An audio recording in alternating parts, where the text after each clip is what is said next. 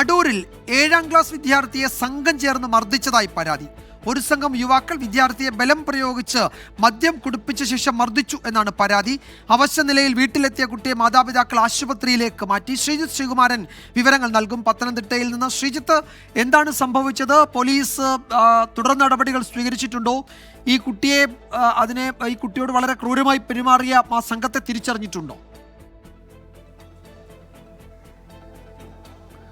ആ സംഘത്തിലെ എല്ലാവരും ഇന്നലെ തിരിച്ചറിഞ്ഞിട്ടുണ്ട് വിജയകുമാർ. അടൂരിലെ ഒരു സ്കൂളിൽ പഠിക്കുന്ന വിദ്യാർത്ഥിയാണ്, 7ാം ക്ലാസ് വിദ്യാർത്ഥിയാണ്. ഇത്തരത്തിൽ കഴിഞ്ഞ ദിവസം ഒരു ക്രൂരമായ മർദ്ദനത്തിനിരയാതെന്ന പരാതിയാണ് ഏറ്റവും ഒടുവിൽ പോലീസ് സ്റ്റേഷനിൽ എത്തിയിരിക്കുന്നത്. ഇന്നലെ വൈകുന്നേരത്തോടു കൂടിയായിരുന്നു ഈ സംഭവം. ഇന്നലെ രാത്രി ഈ സംഭവം നടന്ന് കുട്ടിയെ പെട്ടെന്ന് തന്നെ അവശ നിലയിൽ കുട്ടിയെ കണ്ടെത്തുകയായിരുന്നു. അങ്ങനെ പെട്ടെന്ന് തന്നെ മാതാപിതാക്കൾ പെട്ടെന്ന് തന്നെ അടൂരിലെ താലൂക്ക് ആശുപത്രിയിലേക്ക് കൊണ്ടുപോയി. അവിടെ നിന്ന് പോലീസിന് ഇൻറ്റിമേഷൻ വന്നു. പക്ഷേ പോലീസ് അധികൃതർ ആരും തന്നെ അങ്ങോട്ട് തിരിഞ്ഞു നോക്കിയില്ല എന്നൊരു ആക്ഷേപം പറയുന്നുണ്ട്. എന്തായാലും അതിനുശേഷം ആ ഇൻറ്റിമേഷൻ വന്നതിനു ശേഷമാണ് പിന്നീട് 11 മണിയോടെ കുട്ടിയെയും കൊണ്ട് മാതാപിതാക്കൾ സ്റ്റേഷനിലേക്ക് വന്ന് പരാതി എഴുതി നൽകുകയായിരുന്നു.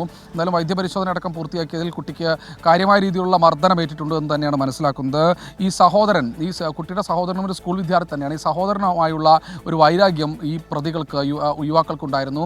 ഈ വൈരാഗ്യത്തിലാണ് കഴിഞ്ഞ ദിവസം ഈ സംഘം ഈ കുട്ടിയെ ആക്രമിച്ചതെന്നാണ് മനസ്സിലാക്കുന്നത്. എന്തായാലും മദ്യം കുടിച്ചതിൻ്റെ ലക്ഷണങ്ങളൊക്കെ തന്നെ കുട്ടിക്ക് ഉണ്ടായിരുന്നു. ഡോക്ടറുമായി സംസാരിക്കുന്ന സമയത്ത് അത്തരത്തിലുള്ള പരിശോധനകളൊന്നും തന്നെ പൂർത്തീകരിച്ചിരുന്നില്ല എന്നാണ് പറയുന്നത്. എന്തായാലും പോലീസിൻ്റെ ഭാഗത്തുനിന്ന് ഒരു വീഴ്ച, ഒരു കൃത്യവിലോപം നടന്നിട്ടുണ്ട് എന്ന് നമുക്ക് പ്രഥമ ദൃഷ്ട്യാ ബോധ്യപ്പെടും. കാരണം അങ്ങനെ ഒരു ഇൻറ്റിമേഷൻ വന്നുവെങ്കിൽ എന്തുകൊണ്ട് പോലീസ് അവിടെ എത്തിയില്ല എന്ന ചോദ്യം ഉയരുന്നുണ്ട്.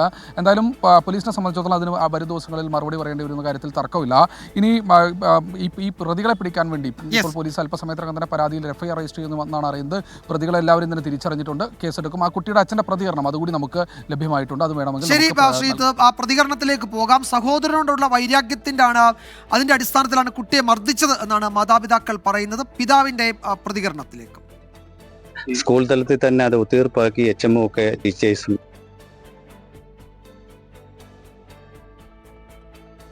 എടുത്തില്ല എന്നുള്ള രീതിയിൽ അവനെ മൂത്തവനെ തിരക്കി വന്നതാ. മൂത്താള് പോലീസ് പരാതി കൊടുക്കും.